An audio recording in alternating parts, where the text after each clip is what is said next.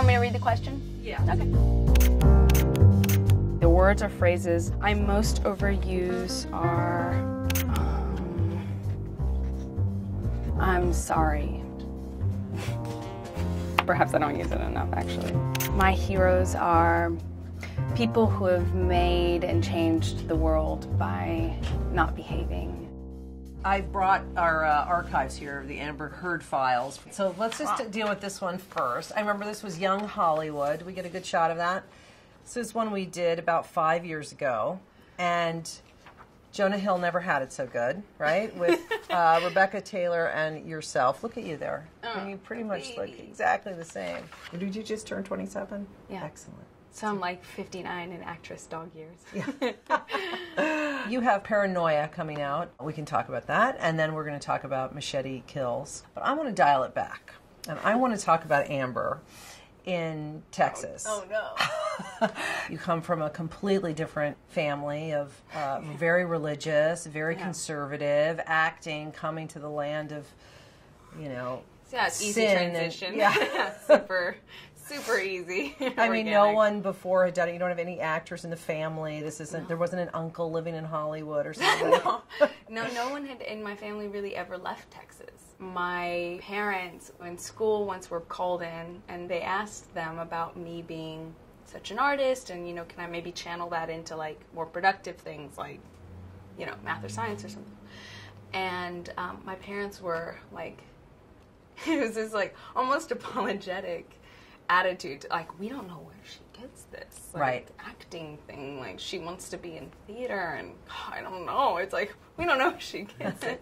Is your younger sister out here still? I remember meeting her a couple. Is she going to be an actress, or is she kind of deciding? I mean, I think she sees kind of like all the BS that I have to go through, the ups and the downs, and I think that my sister sees that and is fine just eating popcorn in the stands and then doing her own thing. Well, let's talk about your role in the new movie. So you get to play as Strong.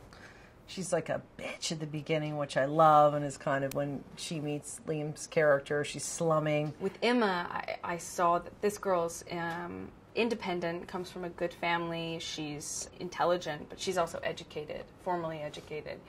And she's striving to make a name for herself in a world that's not necessarily so apt to give it to her, and I kind of wanted to explore that. I also wanted to play a character that, in being intelligent, I felt had a more likely chance of being protected in the post-production process, where female characters in particular tend to be stripped down because why build up the nuance of those characters when it's really about them supporting the male characters.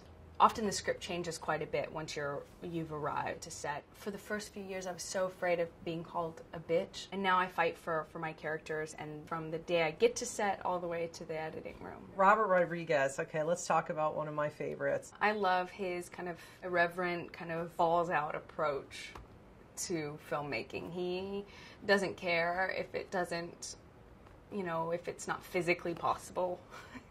He doesn't care about normal kind of backroom kind of trade-offs that most directors or filmmakers have to make with producers and financiers and such.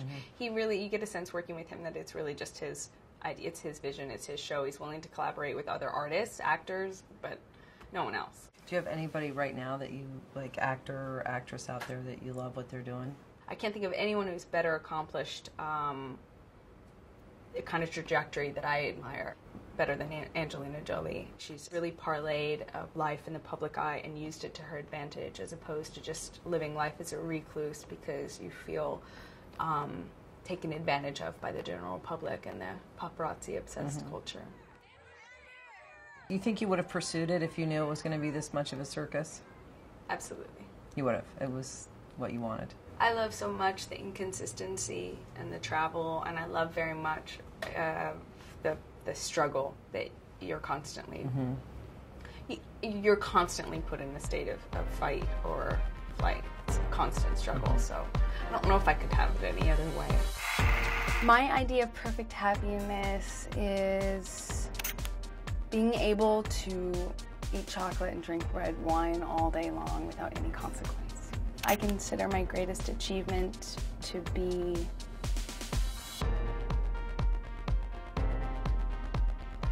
always having been able to jump. I don't know, to being silly enough or dumb enough to jump.